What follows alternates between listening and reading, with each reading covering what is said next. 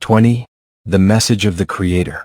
After one experience of meeting the Creator within, you will remember the message of the Creator, because it is the message of your own heart. It is no different from the message that your heart sings every time you look into the eyes of another with love. It is no different from the message that your heart cries out when you see suffering anywhere. This is the message that you bring to the world, and that you would leave with the world when you are your true self. It is the message that I leave you with now, so you may remember it once again and share it with all those whose lives you touch. Be kind to each other and good. Be kind to yourself and good as well. Understand that these two are not mutually exclusive. Be generous with each other and share. Be generous with yourself as well. Know that only as you share with yourself can you share with another. For you cannot give to another what you do not have. Be gentle with each other and true. Be gentle with yourself and true as well. To thine own self be true, and it must follow as the night the day, thou canst not then be false to any man.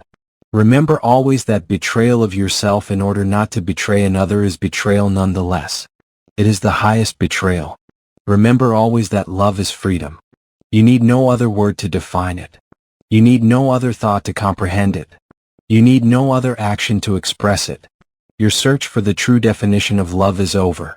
Now the only question will be whether you can give this gift of love to yourself and to another, even as I have given it to you. All systems, agreements, decisions, and choices that express freedom express God.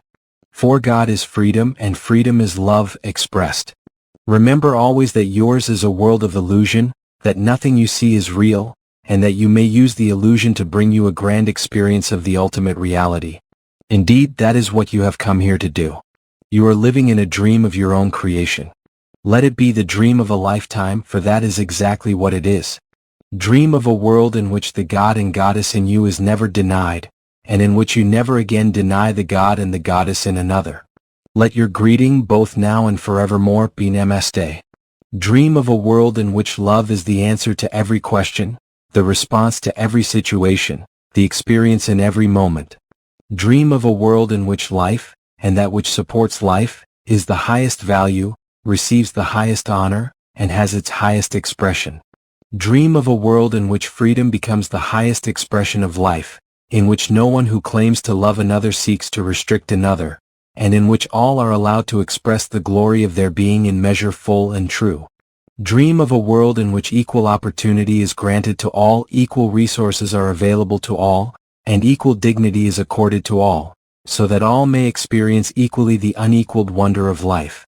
Dream of a world in which judgment is never again visited by one upon another, in which conditions are never again laid down before love is offered, and in which fear is never again seen as a means of respect. Dream of a world in which differences do not produce divisions, individual expression does not produce separation, and the greatness of the whole is reflected in the greatness of its parts. Dream of a world in which there is always enough, in which the simple gift of sharing leads to that awareness, and creates it, and in which every action supports it. Dream of a world in which suffering is never again ignored, in which intolerance is never again expressed, and in which hatred is never again experienced by anyone. Dream of a world in which ego is relinquished, in which superiority is abolished, and in which ignorance is eliminated from everyone's reality, reduced to the illusion that it is. Dream of a world in which mistakes lead not to shame, regrets lead not to guilt, and judgment leads not to condemnation. Dream of these things and more. Do you choose them? Then dream them into being. With the might of your dreams, end the nightmare of your reality. You can choose this. Or you can choose the illusion.